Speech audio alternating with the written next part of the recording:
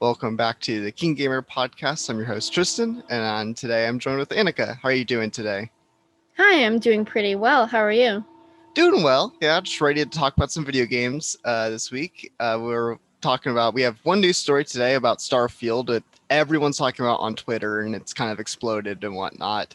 And then also we'll talk about what makes a game of the year worthy, which is I'll get into like why I thought about that topic, but it's something that's been on my mind for the last like week or two. But let's get right into the Starfield news, which is blowing up. I'm sure you've seen it on Twitter, just like people discussing it and Mm-hmm. stuff like that.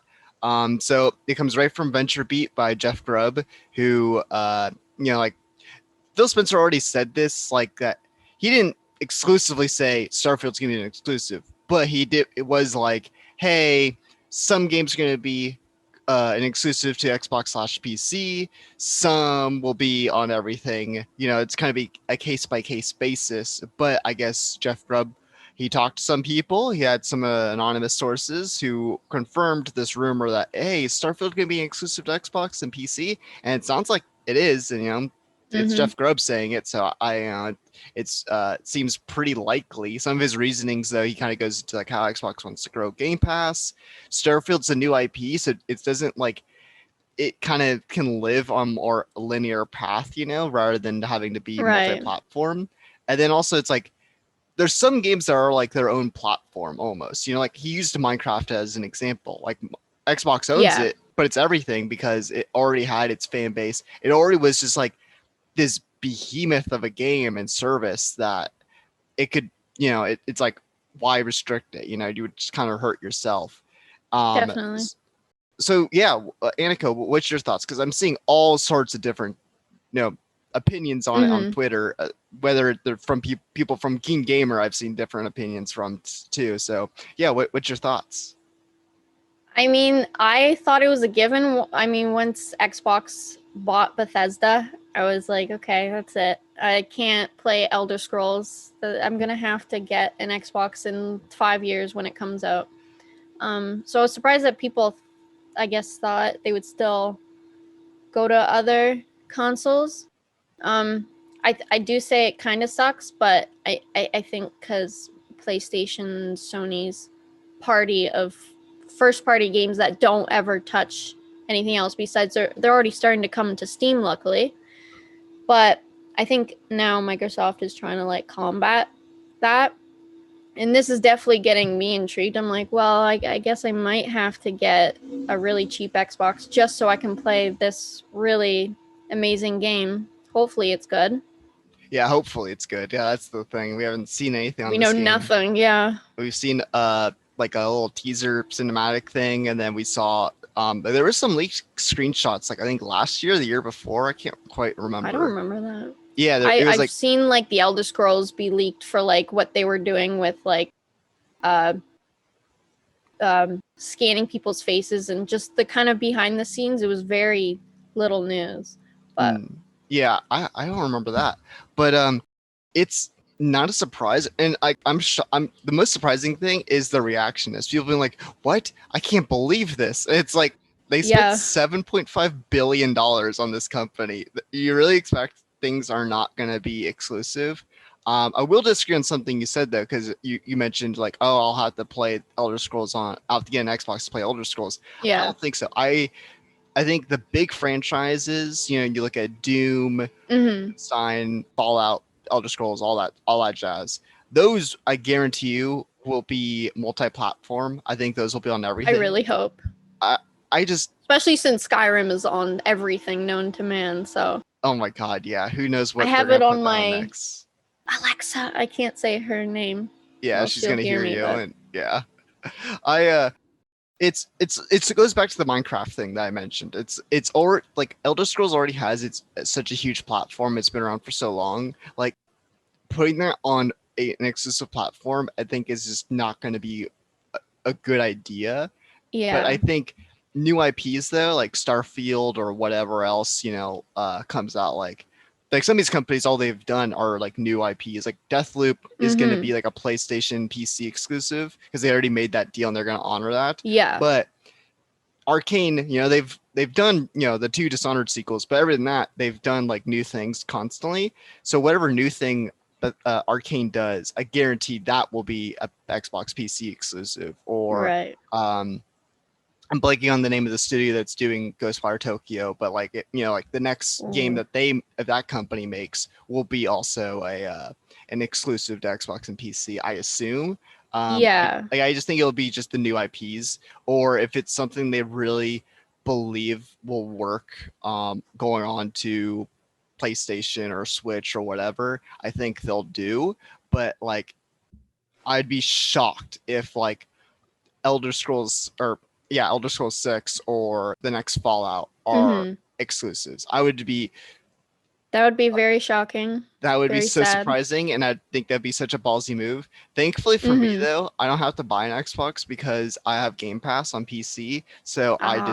I just get stuff through there. So for me personally, I don't care what they do, just Yeah. because just as a gamer, individual gamer, I can play it whatever. I'll be like, oh Yeah. cool, I'll just get on PC and I'll be getting it for free because I have Game Pass. But I do feel for the people who are like, oh, I want to play Starfield, but I don't have Game Pass and I don't have an Xbox, Yeah. and that stuff it hurts, yeah. But I get the I get the reasoning behind it, and the people who are so shocked by this, or so offended by this, like some people are outraged that this would be an Really? exclusive. Yeah, I saw some people who were like pissed off, and I'm like, you really didn't see this coming? Yeah. Like they spent more money on Bethesda, like on ZeniMax and all these companies under that Yeah. umbrella than Disney did for Marvel, and Disney did for Really? Star. Oh my Yeah, I think god. Marvel was 4 billion. I think. Jeez. I know it's a lot Yeah. of money these companies just throw around, and yeah, it was. Honestly, I'm just so surprised that it's that much money, just because I'm like Elder Scrolls and Fallout, Doom, all those franchises are huge, but like, are they 7 billion worth? I mean, it's definitely looking at how much a success Skyrim was and how big that is, I feel like it's slightly justified, and Bethesda seems to have a lot of developers under their wing. Hmm. Like you said, it's called Tango Gameworks. That's Oh, that was the who's yeah. making Ghostwire apparently. Yeah, they did Evil Within, which I would love for a third Evil Within. I would love Yeah. it. Oh. See, I don't really when I think of Bethesda, I just think of their like mainline titles, but then I forget how many other things that they help publish. Mm-hmm.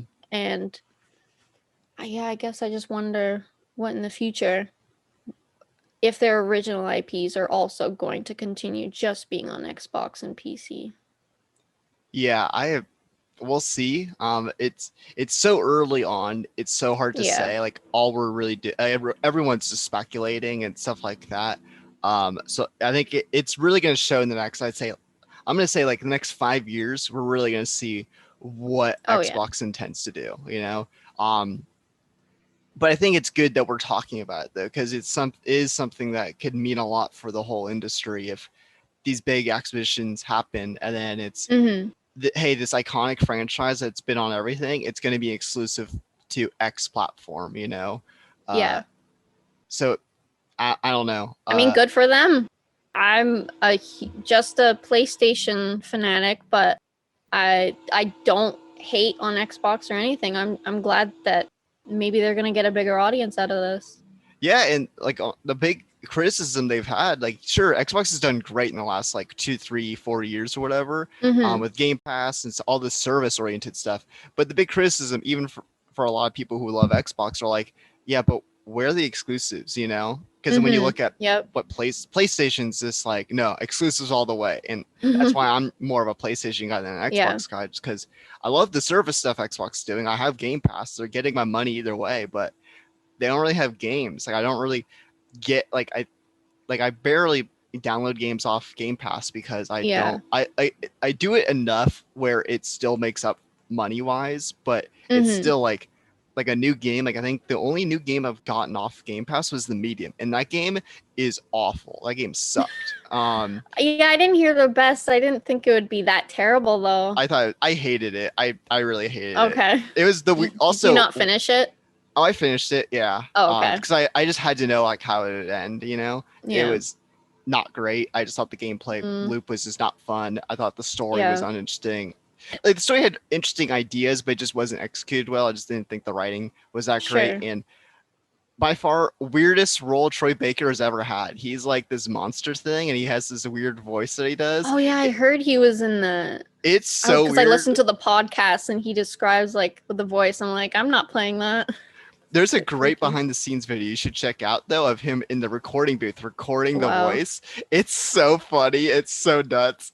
But Okay, yeah, I'll have to check that not a out. highlight of his career, definitely. No, I bet he was the star of the whole game, but don't want to. I guess what I'm thinking is why is Xbox exclusives almost non-comparable at all to PS5?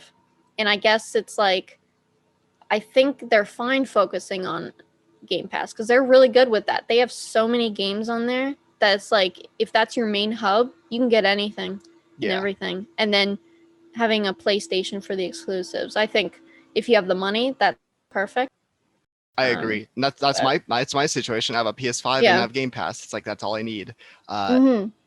And I will say this though, they're just completely different at this point. Like up until like like the original Xbox PS1 era, and then all the way to like even PS4 and Xbox One, it started to shift a little bit there. But this generation, it's their goals are so different. Like Oh yeah.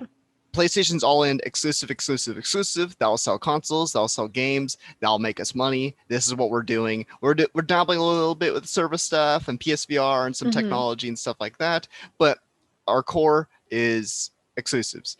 Xbox though is all about providing people a service. Mm-hmm. Their mantra is play anywhere. It's like, hey, you want to play on Xbox? You want to play on PC? We got you. That's their focus, and that's what they've been really driving home. So it's I think we've been so ingrained to compare the two companies, and there are things you should compare to, but I Yeah. think people don't realize is like they're just completely different visions now, especially for Oh yeah. Xbox going all in with like XCloud and Game Pass and all this stuff. Like it's hard to be like, oh, they should be doing this because of this other company's succeeding in this area, but it's like Mm-hmm.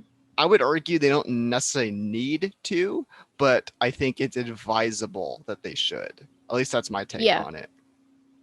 I agree. But let's get to our main topic. I was kind of thinking like when we get to the end of the year, everyone's talking about game of the year, and I feel like there's two conversations with that, Annika. I feel like Mm-hmm. it's what's game of the year in terms of like the award shows, like the game awards Yeah. and stuff like that. But also it's like, hey, what's your game of the year? And I feel like those are two different things. I kind of want to break it down to what makes a game of the year worthy in terms of an award show, like Game Awards, Dice Awards, all that stuff. But also what makes a game of the year worthy for you personally. Yeah. But before we get into that though, I just want to know we're in May. We're recording this on May 18th. Right now though, what is your game of the year? That's really difficult to say because honestly, I can barely remember some of the stuff that's come out. And so when I had to physically look it up, and first of all, my two picks are games I haven't even played or finished. It's more like I'm projecting into the future. The one game I did play this year that I finished was Hitman. I Oh wouldn't yeah. say that's my game of the year, but I think it could be a contender. But once I finish them, I think either Persona 5 Strikers or Village will be my game of the year. Honestly, by how I'm seeing that they are. I Mhm. haven't even played Village. I've played a little bit of Strikers, and I can already tell I'm gonna really like them. I feel like Persona 5 Strikers, that makes sense for you. Just knowing Yep. your taste in games, I'm like, yep, no surprise there.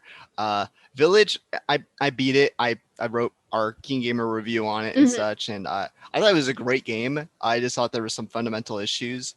Oh yeah. It's definitely I think it's going to be in my top 5 favorite games of the year. I think. Depending on how the release schedule is, because there's some games that are supposed to come out this year, but they might not. Like God of War Ragnarok. Yeah, like God of War. Yeah, I think If that's that the big comes one. out this year, that's it. But at the same time, I have no idea how they would even be able to pull that. Yeah, but just with the COVID just affecting development and stuff like that. Yeah, I agree. So far though, I would say my game of the year, it was Hitman 3, but then I was Okay. I need to pull up. Well, my list here real quick because it's like it was Hitman 3, which I loved. I think it was the best one. I think it might be the best Hitman of the entire franchise. I Hmm. was really, really impressed with it, but it was just beaten out. That's right. I don't know why I forgot. I just had to look on my phone to remind myself because, like you, it's like I forget. There's just Yeah. so much going on and whatnot. But And Returnal, the the new, year, oh yeah, I was about to say Returnal. I think that could win because of how big I heard it was, and it even though it's is. just a PS5 exclusive. Yeah, I was initially excited when they announced that game. I was pretty excited about it because I heard, oh, it's gonna be like this horror game and stuff like that. But then when they did the gameplay reveal and kind of did this deep dive in the Hmm. gameplay, like, no, it's a roguelike, and there's like practically no horror elements. And I was really disappointed. And I was like, you know what, I'm writing this game off. I'm not gonna do it. Yeah. I never been into roguelikes. I even wrote a whole article actually when I beat the game about how Returnal got me into roguelikes, and now I'm more open Oh to yeah. trying more roguelikes. Um, it but it got great reviews. Everyone's raving about it. I'm listening to podcasts, people just gushing over it and stuff like that. So Hmm. I'm like, fine, I'll try it out. Let's see how this goes. And unbelievable. Like it is just unlike anything I've played in terms of like the story, like well, like the narrative of it is super interesting. Like the lore and all that stuff is fascinating. It's really well written, well acted. But man, it's just like it's such a beast of a like it's a third person shooter, but it's also this roguelike and it's Hmm. as someone who never got into that genre, it was a very different experience. I loved it. And also the technology aspect is just incredible. Like the Hmm. way the controller, like the haptic feedback, everyone's talking about the haptic feedback of the DualSense controller. It's mind blowing. It is legitimately, Yeah. I don't know how they accomplished some of the things they were doing. There's a moment where a door slowly opens, like in one of the cutscenes or whatever, and it's like, like that classic horror movie creak of the door opening, and I felt that in the controller. I don't know how to describe that, but Wow. that the creaking sound of the door was feeling in my hands, and it was I legitimately freaked out because I was like, this is unreal. That game is just a masterpiece. Uh I would say it's probably like a 9 or a 10 in my book. And if people are interested, I think it was Jessica Orr. She wrote a review for KeenGamer on it. People can go check out. Actually, I think she gave it an 8 out of 10. She liked it a lot. But yeah, that game. Whenever you get a PS5 Anyka, which I know you've been desperately trying, just for me, get Returnal. Yeah, like the only roguelike I've touched is like Hollow Knight, if that's even considered one, and that was already difficult to the point where I had to quit halfway. And now hearing about Returnal, I think the difficulty that I keep hearing, it's like mind-blowingly difficult. It makes me a little frightened, but I think if I actually picked it up, I would really like it. Personally, for me, I actually didn't find it brutally difficult. Like people were like, "Oh my god, this Hmm. is like the Dark Souls of roguelikes," or something like that. It's not. Like the only parts I got stuck on was the first boss. Some of the biomes, just trying to get from point A to point B, was just difficult. Because the game is kind of like a little bit luck based. You just have to get lucky with getting good gear and upgrades and Yeah. stuff like that. But the first boss and the last boss gave me some trouble. Other than that, though, honestly, I didn't think it was like the worst thing in the world. Like I knew constantly I was gonna be able to beat this game, and it is a little bit luck based, and the RNG can really screw you over. But it's fantastic, and I don't let the difficulty be too Hmm. daunting. I do know people who have quit the game entirely. I'm blanking Wow. on some of the people who I follow, like in the game's media, who said they just flat quit. Like this is a great game. I can't do it. But I think if you're decent at like a third person shooter, like a fast paced third person shooter, we have to jump around and dash to avoid enemies, and while still shooting them and stuff like that. You know, I think you'll be okay. It's also very overwhelming. Like the Mm. projectiles enemy shoots are very like obvious. Like they're very obvious, so you can dodge them or whatever. Yeah, I've seen videos. It's like a fireworks show. it is like a fireworks show, but it's also so overstimulating because it's just like it's a lot of vibrant colors all coming at you, and Yeah. you're just like, oh god, what do I do? Like, there's so many times I would get hit purely because I was so overwhelmed. I didn't know what to do. I'm like, do I jump? Hmm. Do I dash? What do I do? I know what I need to do, but it's just Yeah. in the moment it hits you and you go, this is a tidal wave of just like neon colors coming at me. It's like a rave, but it all the lights are gonna kill you. Yeah. It's a beast. But looking at but I am curious though, what is there anything that you're looking at in the future that's coming out that you're like, okay, this might be a game of the year contender? I mean, first of all, God of War. God Don't of think it's War, gonna come out obviously. this year. Maybe supposedly they did say Yeah. they like it was what was it last month? So Santa Monica was like put their hands down like it's coming out this year, and everyone's like, Did they? I really hope so. yeah, I Because think they're really like confident just to put out. I was really surprised it said 2021 when they first revealed it. yeah, the teaser. Yeah. Yeah, I can't remember if it was the actual studio said that or if it was Carly Barlog or someone else who works in Right. the studio. But someone within the studio or the company itself put out a statement being like, "Yep, it's coming this year, guarantee Hmm. it." And everyone's like, "We'll see. If you say so, Yeah. we'll believe you." But we haven't seen anything in this game. And it's May already, but Hmm. whatever. Uh, yeah, I I think think that. another contender could be Kenna, actually.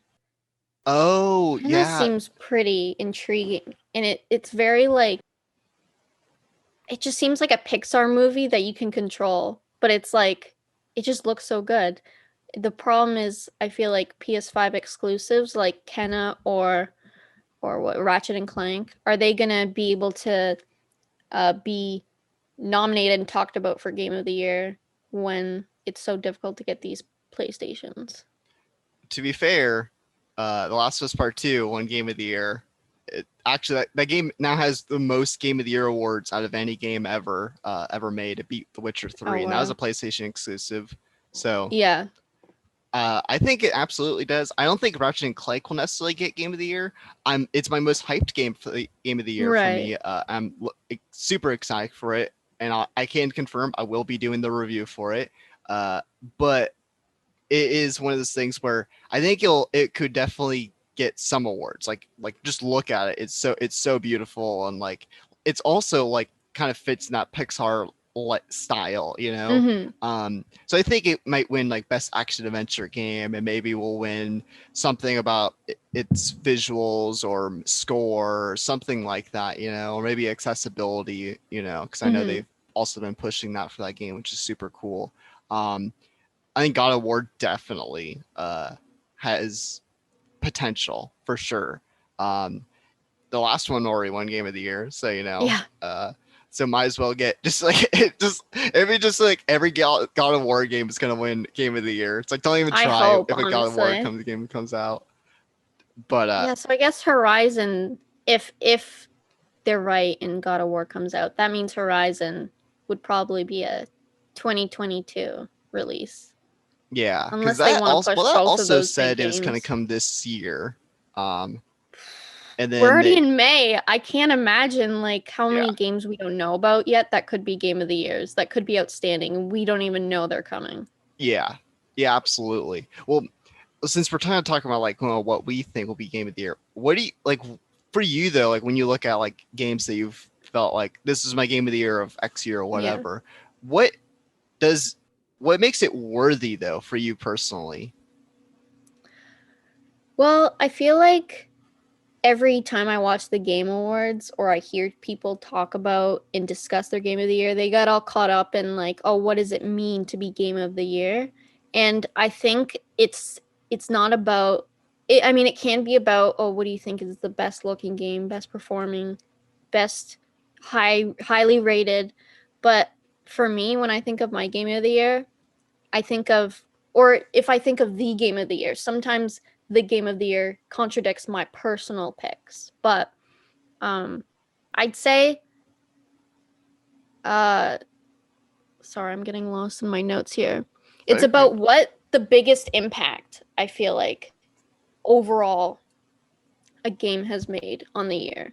And I think God of War won because of, not just because it was a phenomenal game, but because I think it was just so over expected to what we thought, and I think it deserved it.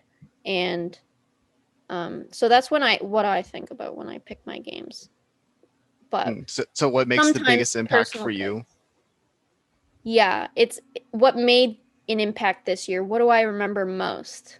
Okay, so like give an example though, like what was your game of the year like last year or maybe the year before, whatever, like whatever. Last year was okay, that was 2020. Yeah, Game yeah, of the that's year how time works. 2020. I'm already forgetting. I remember 2019, I think it was Resident Evil 2 remake. That was definitely mine. Okay, I think Game of the year. that fits in the timeline. Yeah, Contenders.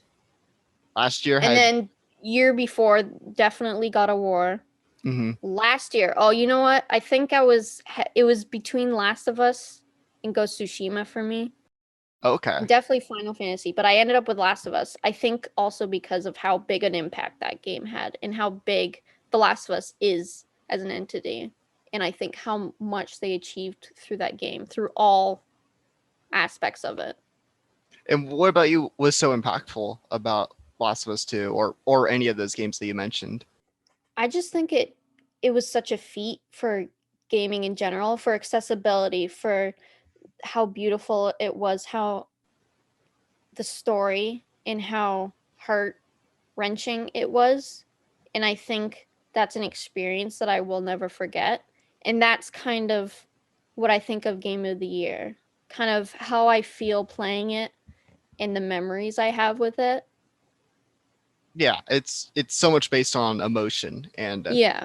I'm the same way. Like it's for me, I think it's about what resonated with me the most. Like 2018 was God of War because sure the game itself was fantastic and the story and all the technical aspects of what makes a game, but also the themes of it. Like talking about Mm-hmm. family and grief and there's all these other themes that game tackles. And I just replayed it like a few weeks ago, and actually, it hit harder the second time around than it did the first. Yeah. And man, I was just an emotional wreck, and it was great. But same with The Last of Us too. It's just like seeing it. Sure, all again, like you said, the gameplay, the graphics, animations, the writing, all that stuff. Sure, but the way it affected me being like, oh cool, there's a one of the main characters, Dina, is Jewish, and like I'm like, oh Mm-hmm. wow, outside of killing Nazis, I can't think of another game that has a Jewish protagonist. Mm-hmm. uh and having us, one of the central characters being Jewish was very resonating with me, and seeing like how it portrayed just different walks of life, essentially, Oh, LGBT definitely. characters and different races, and then also just like looking at how it um just the theme about revenge, and just like and stuff like that is just really impactful, and like I think it's very thought provoking and emotion provoking and stuff like that. That's usually what goes for it. But if there's nothing that comes out that's like that hits me emotionally, it's something that really impresses me that I think Oh is yeah. creatively different. Like when I look at 2 years ago in 2019, my game of the year was Control. Did you play Control? Yeah, I didn't play all the way through. I kind of got to a part and then I kind of got stuck and then I dropped it and I feel like I can never go back cuz I completely forget everything.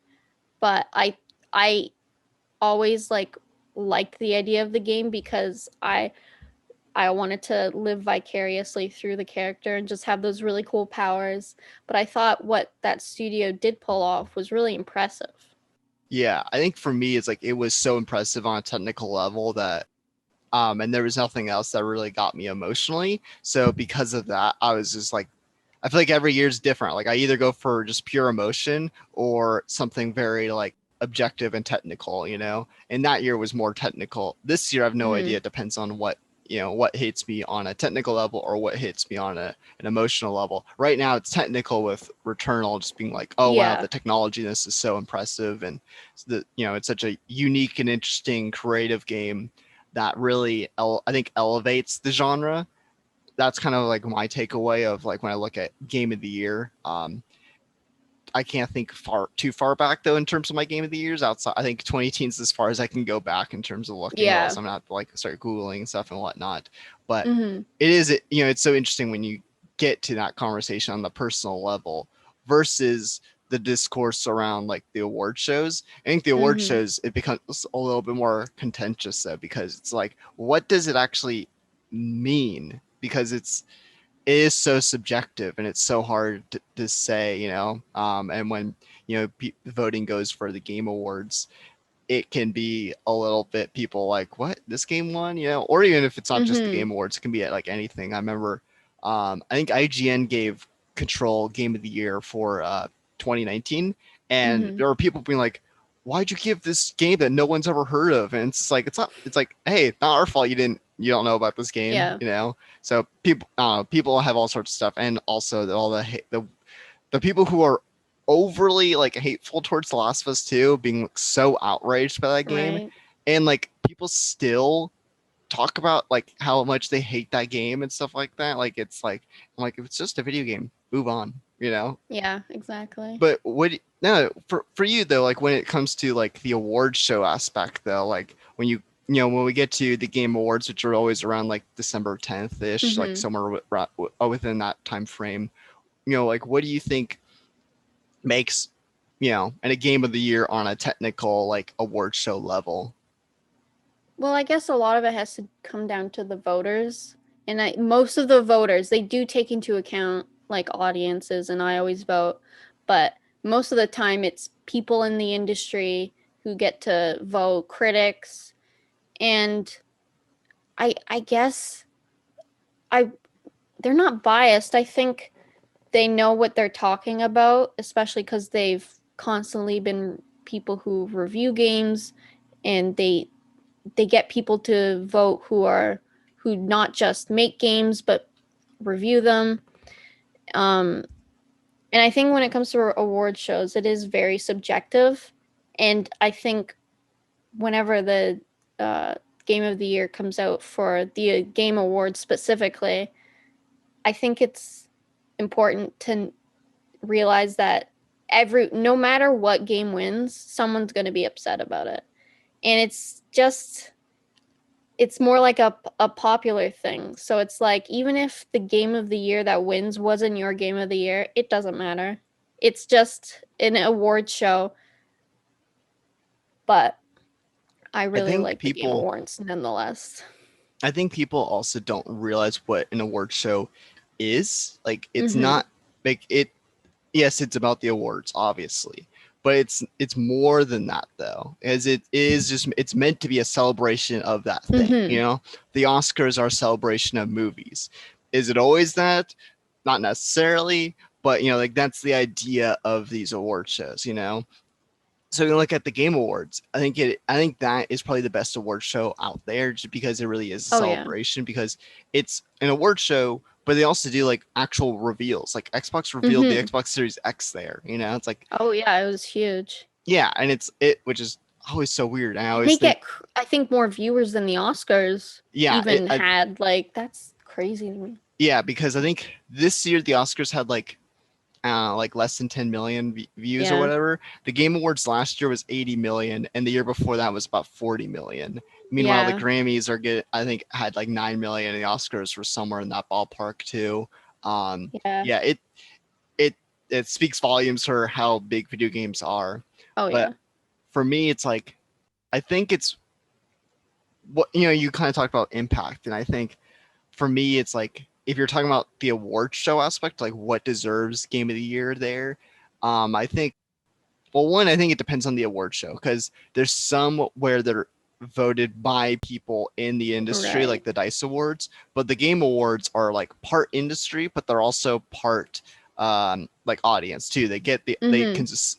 They basically have two voting pools where it's people in the industry that they get like some sort of committee or whatever, but then it's also the votes from the fans, and then they kind of put it all together and then decide, okay, what's the general consensus about this? At least that's from the way it's been described to me and what I've gathered from it. So I think it kind of depends there. I think the Dice Awards, it's like I thought like last year, the Dice Awards gave Game of the Year to Untitled Goose Game, and I remember people being outraged by that, you know. Yeah. But I think that's a wonderful thing that also show like what you know where the industry is at. You know, it's like when people are voting on their peers. It's there's no fans. It's just game developers, and then they're like, my game of the year, Untitled Goose Game. You know Yeah. that is just the most delightful thing in the world, and I think that speaks volumes for hey, is this game technically impressive? Not really, no. But it was a successful little indie game that just was a huge surprise for everyone. It did critically and commercially really well, and it's creative. Like it's just it's super creative and like, hey, in this game, you're gonna be a goose. And guess what? You're gonna be a Mm-hmm. dick to people. And that's the game. That's all you do. You just terrorize people as a goose. And that won Game of the Year awards at like well respected award shows like the Dice Yeah. Awards. So I think it kind of depends on who's voting. I think that is one thing Mm-hmm. when you look at these, at these award shows. And yeah, the Dice Awards, it's like to compare that to Jeff Keighley's whole thing with the Game Awards, I think is insane. Like they're just Yeah, they're completely very different things. different. I feel like the Dice Awards are a little more professional, but it doesn't mean to say that the Game Awards aren't. I think the Game Awards are a perfect place that embodies celebration, especially that one year where I think it was Reggie and Sean and the basically the heads of the Yeah, Sony, Phil Spencer. Microsoft, Yeah, yeah, they all came up and they were just like, no matter what happens, we're just here to like celebrate and show off what makes games, and they take into importance things that are underrated, just like how the Dice Awards gave Entitled Goose Game of the Year. It's not the biggest budgeted game gets all the rewards. It's they really do think about per award, like why did this game matter for this specific category? And I think they do a pretty good job at judging that.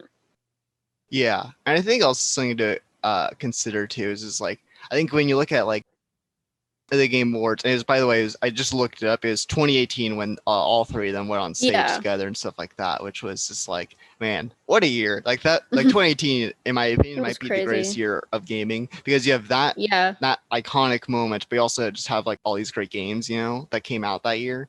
We're too spoiled Yeah. as Oh, gamers. definitely. But like, I kind of look at it like in a way where it's like, what makes the biggest like what meant the most as a gaming community too is I think is another Mm-hmm. consideration. Like, well, I did not play it. I've not owned a Nintendo console since the Wii. Like I've mentioned in a previous episode, which I think broke your heart a little bit. Yeah. Uh, but like honestly, even though it didn't win Game of the Year, I think it won some Game of the Year awards, probably I assume. But Animal Crossing, I would argue Mm-hmm. would be Game of the Year worthy at like an award show, quote unquote professional level because of what that game did for people when it's just like, hey, COVID hit, everyone's pretty like in shock about this whole thing of like, okay, what does this mean for my future? Like some people have to work from home, some people got laid off. Like, everyone's life was got thrown up in the air, and you're like, okay, am I going to land on my feet or am I going to fall flat on my face? And then, people went to video games to cope with it, which was Mm-hmm. wonderful. And what, and sure, there were other games that really, I think, really did this and really helped people get through that time, especially those first few months. But what Animal Crossing did was incredible. Like being like, I can't see my Oh yeah. friends. I'm gonna visit their island, and like, Mm-hmm. and just how that game brought people together is beautiful. It was so wonderful, and, especially, and it made me almost want to get a Switch. But I was like, It's I'm very not much probably worth it, I promise. I remember that time just being really impactful because I remember just there's some people that think that Animal Crossing is such a small like IP. Oh my god, if you were in the no Animal Crossing fans are as dedicated as Animal Crossing people, and it was just really awesome to see that during COVID, like I think Animal Crossing broke actual records for Nintendo. Like it was one of their fastest selling games to date, and that is just so cool for a game like that. That definitely deserves all the praise it gets. Yeah. Yeah, I just hope they update it. That's all I care about. Yeah, they come up with like their monthly like updates and stuff like that, you Yeah. know. And it did win like a few like awards and stuff like that. Like I Like for won, Family Game, I think, for yeah, the Game like stuff like that. Awards. Like I think the only real like of the major award shows, I think it won Game of the Year like somewhere, but like Mm-hmm. I think it won for the Japan Game Awards. I think it won Game of the Year there. But you know, it's still got nominations for Game of the Year across the board, you know, Oh yeah. and that game was just I think that speaks to where a game becomes impactful for the community. And I think Mm-hmm. Animal Crossing New Horizons is going to go down like as a legendary video game that we're going to look back on for decades because of when it came out. I think regardless, it Yeah. was going to be, you know, a huge release, you know, for, like you said, Animal Crossing fans, you know, they're very dedicated and they've been waiting for a new game for a while. And I think it got a lot of newcomers. I saw so many people be like, this is my first Mm-hmm. Animal Crossing game and I love it. It's so delightful and I love it. Um, but when it came out though, man, like sure COVID was awful and it's been awful for the video game industry in terms of development stuff like that, but it's like it just I don't know, it was just the perfect blend of anticipation and COVID hitting. And man, it's a fascinating game. Like it is truly like the success of that game is I think one of the most fascinating success stories for a pretty major IP. It's still like, you know, it's not Mm-hmm. like a household name, I think, not necessarily in terms of like Mario or Zelda, but now it is. Like it went Now from it is like definitely. from hey, this is a big deal to this is like top of the line Nintendo IP right Mm-hmm. now. And yeah, it's I just can't wait to see. Like it'll be interesting to talk about this game in like 5 years, you know, like when really like things have settled down from COVID, you know, or 10 years Yeah. or whatever. Because this game's gonna go down in history, and like it's gonna have like a legacy behind it. Like there's some games I think that win Game of the Year that you might bring up like 5 years from now. Like I'll probably still talk about Control because I just it's one of my Mm-hmm. favorite video games of all time. I thought it was incredible, but it's not gonna have like a legacy, you know. It won Yeah. awards, it is a very respectable game, but it's gonna have like its fan base are gonna talk about it for years to come. But when it comes to like 10 years being like, man, what were just like some of the most important video games ever? Animal Crossing New Horizons, you know? And I also would argue like God of War 2 and The Last of Us Yeah. 2. Like those games made significant impacts for people or the discourse around them or, you know, whatever reason, you know, that elevates them to sure this game won Game of the Year, but this is something that is like above that, you know. Goes a bit Mm-hmm. above the discourse of, oh, is this my Game of the Year or is this X show's Game of the Year? And it's because no, it doesn't even matter about awards. It doesn't, you know. Yeah. It's just like that game uh it brought people together. And like what you said earlier, like what makes an impact. And man, there were several games that year that made impact. Definitely. And I think almost every year, I agree with what has won Game of the Year or what comes up in nominations. I'd say the only year I was kind of disappointed, I really wanted Resident Evil 2 to win in 2019, but I think it was Sekiro. Mm. Um, and now I don't really hear people talking about it. And so it's I guess it's a thing like for future Game of the Years, we should also consider, will this game be constantly brought up? Is this because I can continue to bring up God of War and people still talk about it, Yeah. but then Sekiro, it's almost the conversation is completely gone.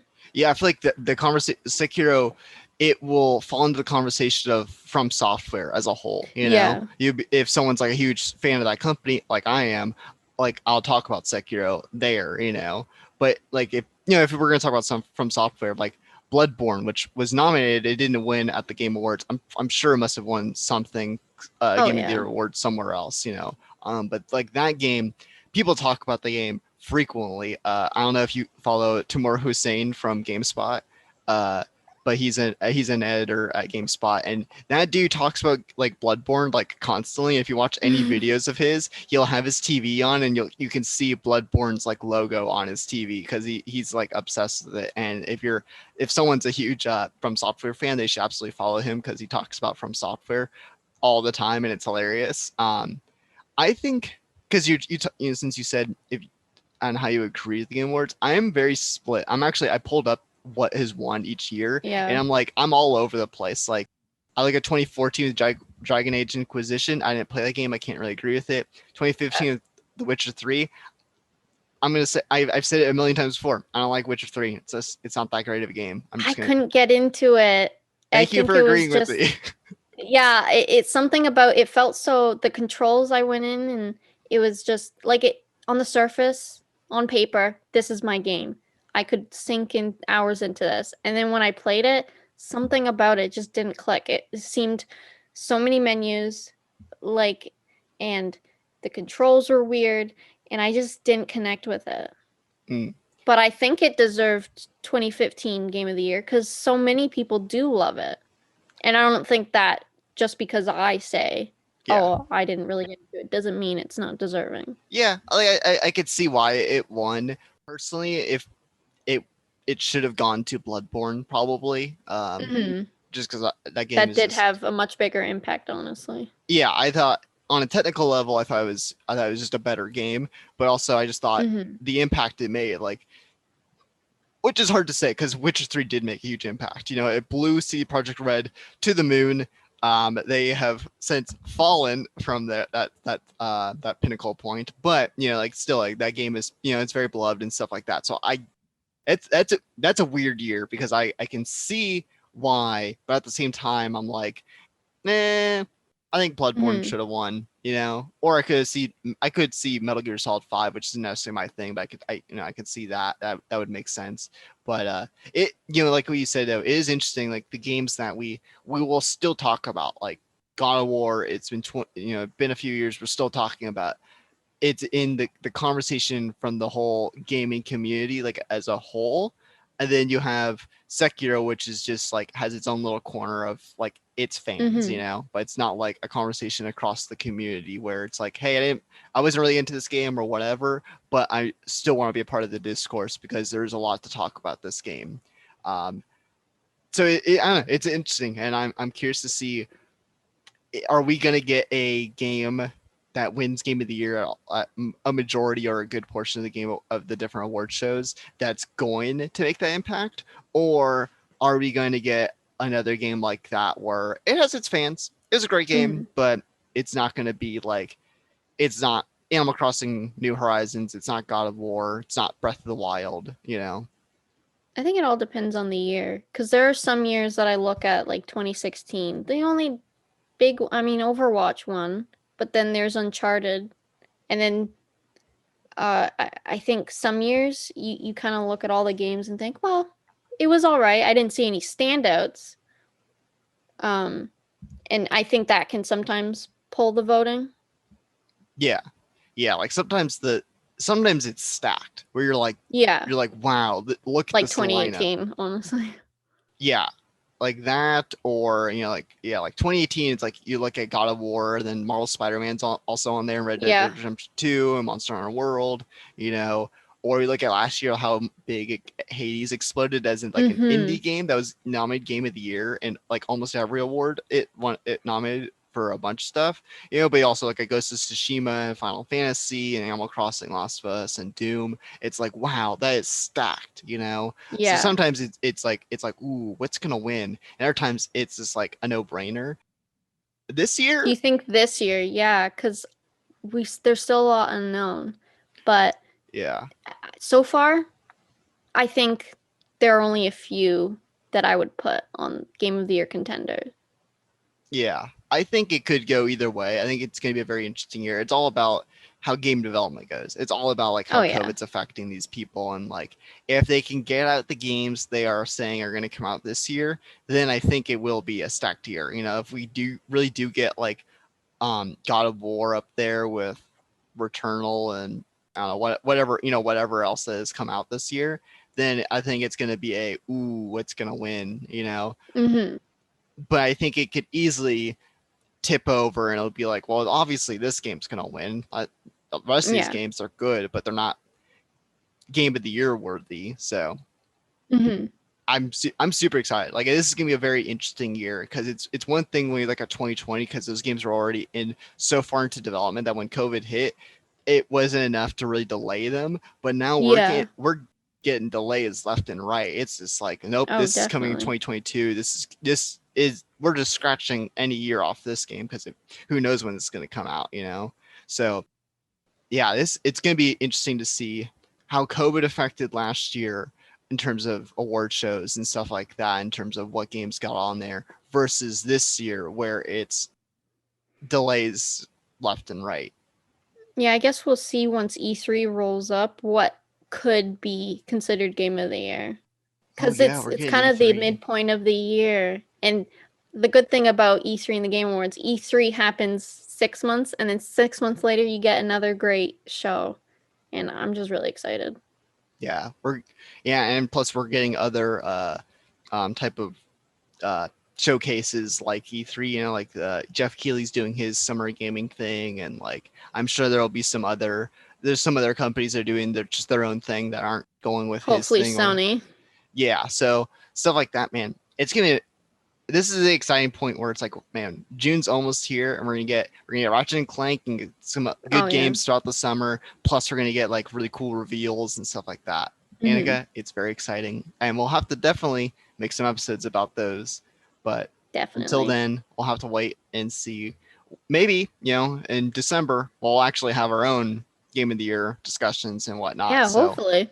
we'll return to this topic a little bit more 6 months definitively from on now. Game of the Years. But thank you so much for joining me. This was a lot of fun. It's always a Yeah, good time thank to you have for you. having me. Yeah, of course. Well, people can check out the KeenGamer podcast every Thursday wherever you get your podcasts. It's also on YouTube now. We're doing video podcasts, so you can see our faces and whatnot. So whatever you choose, you can check us out on Thursday, and we'll see you guys next time. Thank you.